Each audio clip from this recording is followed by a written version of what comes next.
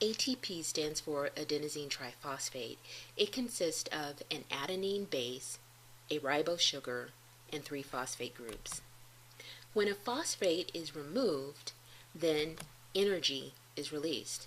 And notice that you also get adenosine diphosphate, or ADP, and a free phosphate group. ATP is called the energy currency of the cell because it's used to do work. Here are the 3 types of work that ATP performs within the cell. Chemical work involves synthesis of macromolecules such as carbohydrates and proteins. In this case, it shows 2 substrates. In the presence of an enzyme and ATP, they will make a product, and you also get ADP and phosphate. With transport work, you can think of transporting molecules such as ions through the cellular membrane. Here, ATP is involved with a proton pump, so hydrogen ions are transported across the plasma membrane. And finally, we have mechanical work. With mechanical work, it includes motor protein movement and muscle contraction. Here it shows a motor protein that's carrying a vesicle, and in the presence of ATP, this protein is able to move along the cytoskeleton.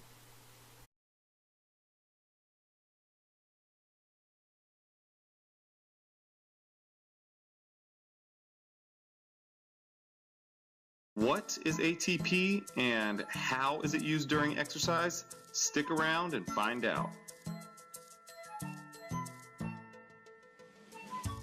The only form of energy your body can use is in the form of a molecule called ATP, which stands for adenosine triphosphate. Imagine your body is a car. ATP would be the gasoline you consistently need to keep it running. That is, unless you're driving an electric car. So, whether you're walking up the stairs, going for a jog, or pumping some iron, your body will need ATP to fuel your activity. ATP is a big and heavy molecule, so we cannot carry a huge amount of it around. As a result, it has to be synthesized when we need it, meaning our body has to create it through a combination of different elements. How does our body create ATP? The ATP synthesis can come from either your body burning nutrients when there is oxygen present, which is known as aerobic, or from chemical reactions when there is no oxygen present, which is called anaerobic. The most ATP can be made from fat metabolism, but this process is very slow and therefore not ideal when working at a moderate to higher intensity. To give you an idea, the same amount of glucose and glycogen, which comes from carbohydrates, only provides about a quarter of the ATP compared to the ATP synthesis from fat. While fat is more efficient at creating ATP, burning glucose or glycogen is roughly twice as fast. This is where the fat burning zone idea comes from. At lower intensities, the muscle can resynthesize enough ATP by primarily using fat. But as intensity increases, the rate at which ATP is used also increases. To keep working at the higher intensity, the rate of ATP resynthesis has to match it. This higher intensity will switch the energy turnover from fat towards the use of glucose or glycogen from carbohydrates, which again resynthesizes ATP faster than burning fat, but it's not as efficient.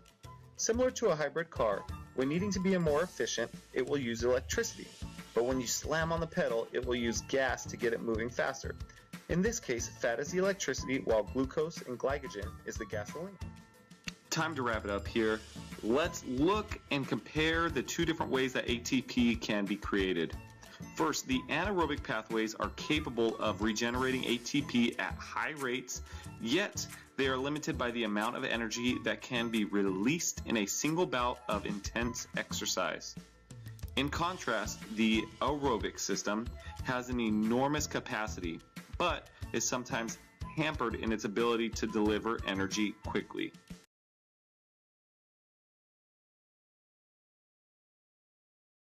If you have ever picked up a weight and began doing repetitions, you'll know that your first rep and your last rep are drastically different. During the first rep, you'll feel full of energy, but by the last one, it is as though the energy has just run out.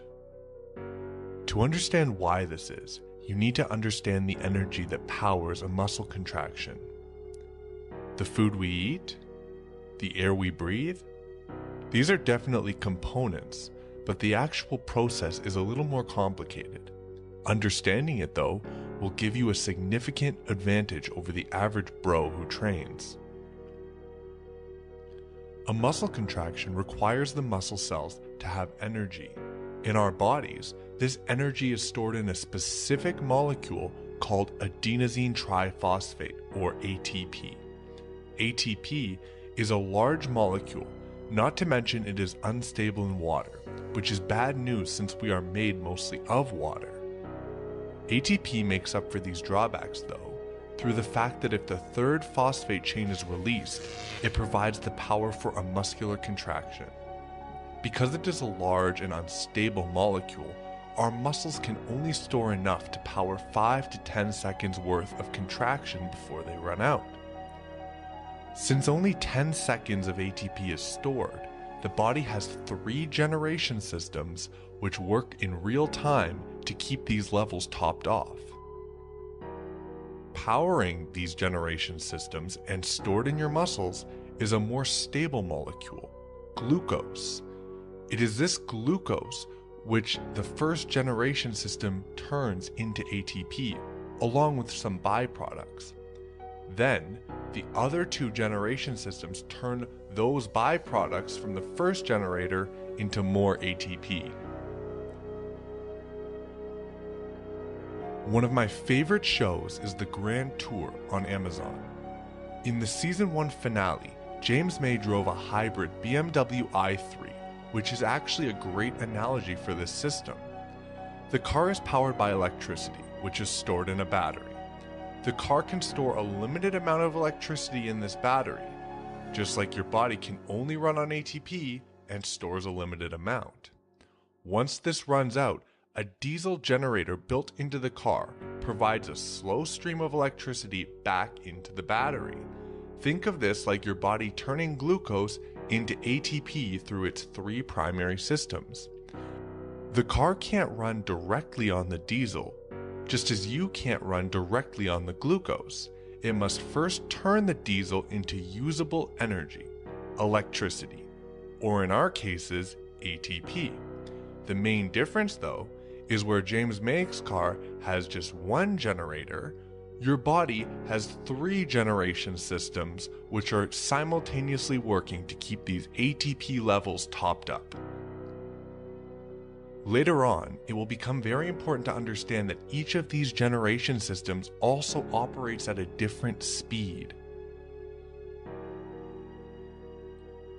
So hopefully you're following so far. The muscles have a limited supply of ATP. 5 to 10 seconds later, it's all gone. Think of the ATP supply as the laptop with a really terrible battery life. This is why the 3 ATP generation systems of the body are so important to keep the ATP battery topped off. The first generator runs on that glucose that is stored and available in the muscles. Through something called glycolysis, the muscle is able to create 4 ATP molecules from a molecule of glucose using 2 molecules of ATP which it already has. The process is the fastest of the 3. There are also some byproducts left over, which will be exploited later on by the other 2 generators to create even more ATP. Left over are 2 pyruvate molecules and 2 NADH molecules. Now on to the other 2 generators, which, unlike the first one, the other 2 require oxygen to operate. If oxygen is present, these 2 systems can run. The pyruvates can be broken down into 2 more ATPs and even more NADH molecules through the Krebs cycle. This cycle operates at a slower rate than glycolysis, and like I said, very important, it requires oxygen. Then, the third element, the electron transport chain, with the help of oxygen, is able to turn all of these NADHs into even more ATP, such that one very efficient cell in the third step can create 34 ATPs. This is the slowest of the three processes and once again requires oxygen. So out of just one stable molecule of glucose in the muscles, our muscle cells have derived 38 molecules of ATP. With these three processes working simultaneously, a continuous supply of energy is available. Different macronutrients we consume slot into these processes in different places. Only glucose can be used for the first process of glycolysis. However, fat can be turned into glucose within the liver, or else ketogenic diets wouldn't work. Protein, however, must be broken down into amino acids and can only enter into the second process. Imagine that you are walking at a slow pace. There is a certain ATP burn rate demanded by your muscles to fuel this walking pace. As you speed up though, so does the ATP requirement, just like James May's car accelerating.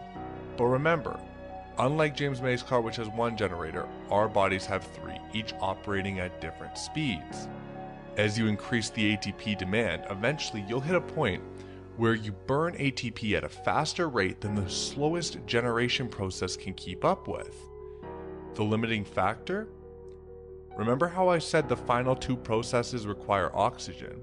Well, if your body is unable to deliver oxygen quickly enough, these processes can't work and you'll feel out of breath, as your body struggles to keep the Krebs cycle and electron transport chains running. Remember the first process, glycolysis? Well, if you remember, it didn't require oxygen, so it keeps chugging along for a little while. But it also only yields 2 ATPs. What puts a stop to our last remaining ATP generator? Well, as you remember, glycolysis had byproducts. Normally, the other two generators would use these byproducts.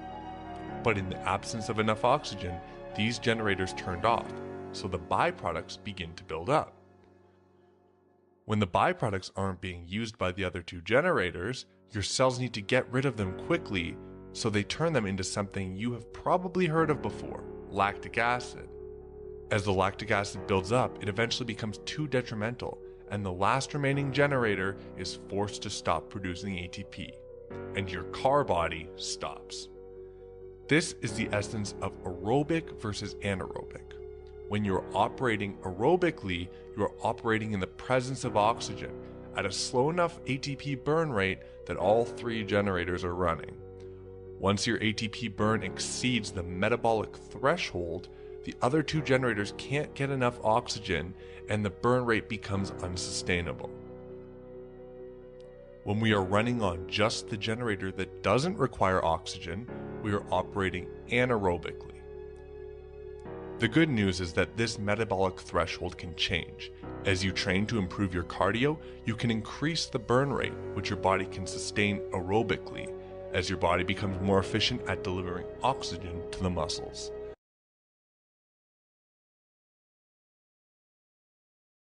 We've been talking about cellular respiration, where we've been using our cellular fuel glucose and burning it in the presence of oxygen to generate ATP, approximately 36. But what happens in an anaerobic environment when we don't have oxygen? And what would a cell do if it lacked mitochondria, where most of respiration occurs? Well, the answer is fermentation. Fermentation is a simpler and faster alternative to cellular respiration. It allows us to burn glucose without oxygen and without complex organelles like mitochondria. Fermentation is a catabolic pathway that breaks down glucose for ATP. It's anaerobic, like we said. It occurs in the cytoplasm.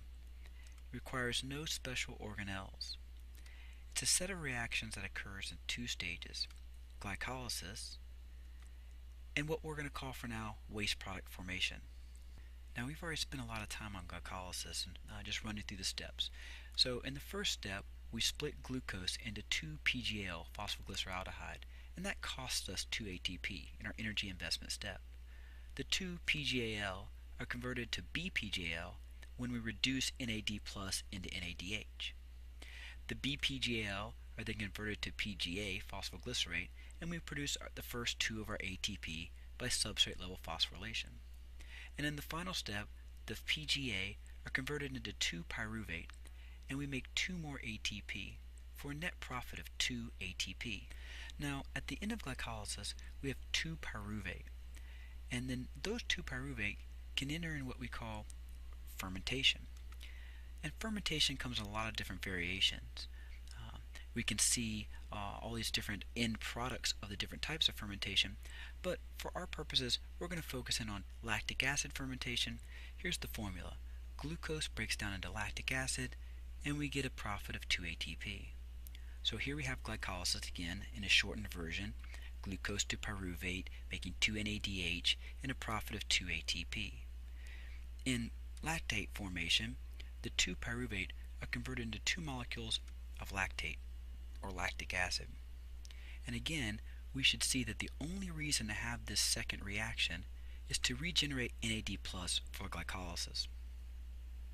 The type of fermentation that a cell employs, whether it be alcoholic or lactate fermentation, lactic acid fermentation, really depends on the type of cell and the enzymes it has available. But one interesting thing is that muscle cells have the ability to do lactic acid fermentation. Now, ideally, muscle cells would do cellular respiration, where for every one glucose molecule you'd get 36 ATP, because in lactic acid fermentation, for every one glucose, you only make 2 ATP. So our yield is much, much lower, and so when you're running your cells on lactic acid fermentation, you're going to run out of energy pretty quick. Muscle cells are facultative anaerobes. That means when oxygen's available, they'll use it. So as much as you can deliver oxygen to your muscles, the more efficiently you can burn glucose, 36 ATP for every one glucose. But in times of oxygen dead, instead of muscle cells having no ATP production, they can switch over to lactic acid fermentation and at least get 2 ATP for every one glucose rather than 0. So to wrap up, I have a couple questions. What's the purpose of fermentation? If fermentation is a fast, easy way to get ATP without oxygen and without requiring complex organelles, then why is there a slower, more complex process involving oxygen? I think we kind of just hinted at that. In aerobic respiration, the alternative to fermentation, we break down molecules to get much more to get more energy out of them, and the leftover products have no useful energy left in them.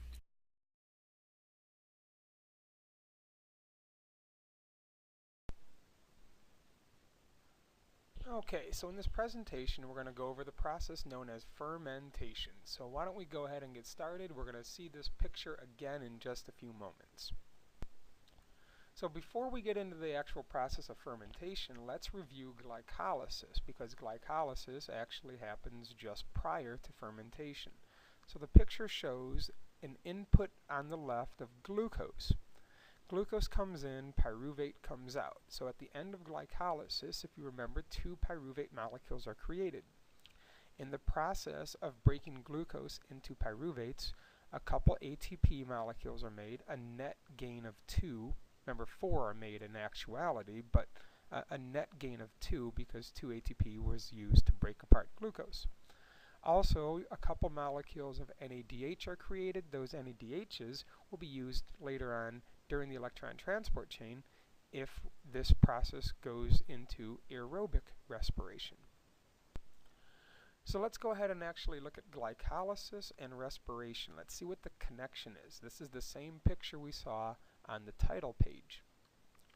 And so here we have again the end result of glycolysis, what's being created. A couple molecules of ATP, pyruvates, and NADH. And so as we follow the arrow in the animation here, glycolysis is going to lead to one of 2 pathways, and it depends on whether or not oxygen is present. If oxygen is present, what happens next is called aerobic respiration. This happens when oxygen is present. In the animation, you can see that this leads into the mitochondria. So this is where the Krebs cycle, also called the citric acid cycle, would occur, which then leads to the electron transport chain. Now, this presentation is not going to focus on this branch, this direction, because we've already done that. So if you need help with the Krebs cycle and the electron transport chain, watch the previous video on cellular respiration. What we're going to focus on in these notes is the opposite direction. without oxygen present, this is called anaerobic respiration. Anaerobic respiration is going to begin a process called fermentation. And so what you notice in the diagram here is we have a cycle. Glycolysis leads to fermentation, which restarts glycolysis. This process happens over and over and over again. Keep in mind that some organisms do not even have a mitochondria. Organisms like bacteria, prokaryotic organisms do not even have mitochondria. So they don't have the ability to do the Krebs cycle and the electron transport chain. They obtain all of their energy from repeating glycolysis and fermentation over and over and over. And that's what we're going to focus on today is glycolysis and fermentation. So let's start with what's called lactic acid fermentation. First of all, let's review glycolysis again. Glucose, like you see in the picture, is a 6-carbon molecule. And if you just follow the diagram in the picture, 2 molecules of ATP are made, and 4 molecules of ATP are made, but the picture only shows 2. If you remember, this picture is showing the net gain, a net gain of 2 ATPs. In actuality, remember that there's actually 4 ATP molecules that are made. That's why my notes say 4, but the picture shows 2. So there's a gain of 4 molecules of ATP, but it used 2 molecules of ATP to break apart the glucose. This picture doesn't show that. And also, the molecule NADH is created. And what we see here we have a gentleman doing a whole bunch of pull-ups. So during heavy exercise, the oxygen that you inhale mainly goes to your brain. Your muscles are now lacking oxygen. So if you've ever done some heavy running before, you know you're sucking in a lot of air because you're really tired and your heart rate is increasing and you're breathing really, really fast, breathing really, really heavy. The problem is that oxygen that you're inhaling is not going really to your muscles. The oxygen that you're inhaling is really going to your brain, keeps you from passing out. So if you want to continue to exercise, you have to keep making ATP. But the problem is you have to make ATP without oxygen. Your muscles just aren't getting oxygen during heavy exercise. So there must be a way to make ATP without the use of oxygen. So our bodies, our cells can do what's called lactic acid fermentation. And we only typically do this in our muscle cells when they're under, when they're being worked really heavily. And so here we have LAF step 1. LAF stands for lactic acid fermentation step 1. So this typically happens in your muscles when they are not receiving enough oxygen. So here we have the full diagram from our textbook. In step 1 we can see what happens. NADH comes in step 1, NADH comes in and NAD comes out. So we can see that a hydrogen was delivered. The hydrogen, along with the help of enzymes, will convert the pyruvate, follow the arrow, will convert the pyruvate into lactic acid. And so this lactic acid is what causes the burning sensation. If you've ever walked up a bunch of steps, you ever walk up 50 stairs, around halfway your legs are burning. Near the top your legs are burning even harder or even worse.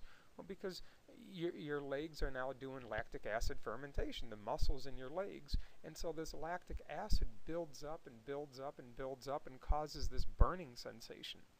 Now once you get to the top, that burning sensation goes away within 20, 30, 40 seconds because oxygen is returned to your legs. Once you get to the top and there's no more stairs, you're not working your legs very hard anymore. And so oxygen will then return to your legs, and the oxygen will help break down the lactic acid that was building up. And that's why that after 20, 30, 40 seconds, the burning sensation is gone. And so in area 2 of the diagram, we see this is why fermentation is important. Notice that no ATP has been made. In the diagram you see in fermentation, no ATP created. But what we do see created is that molecule called NAD. NAD will be used to will be reused. NAD will be reused to help break apart glucose during the next go-around of glycolysis. So that's the true benefit of fermentation. Fermentation does not make any ATP, but it makes the necessary molecules to help restart glycolysis. And so when your body is doing lactic acid fermentation, you're getting all your ATP energy only from glycolysis. Your muscles are making ATP 2 ATPs at a time, a net gain of 2 ATPs at a time. That's not enough to survive off of, but it's enough to maybe finish a race, finish a sporting activity. It's enough energy to do a couple more squats before your legs are too tired to continue. So this process called lactic acid fermentation will help get you through a tough workout. You can't live off of it, but it'll help you create a little more ATP when your muscles are being worked really, really hard. And so if you've ever had a hard workout, you know that you often have muscle soreness afterwards. So here's just a quick list of how to relieve sore muscles. So this is just a real nice review diagram that I found online. I just wanted to put this up here as a picture. Feel free to pause it if you want to take a closer look at it. But it shows really the 3 possible pathways once glycolysis is complete. Starting with glucose, glucose following the arrow is converted into pyruvates. The arrow in the middle leads to lactic acid. That is lactic acid fermentation. And then the arrow coming out of the right, the pyruvate has an arrow coming out of the right, that leads into the mitochondria with oxygen and a lot of ATP created.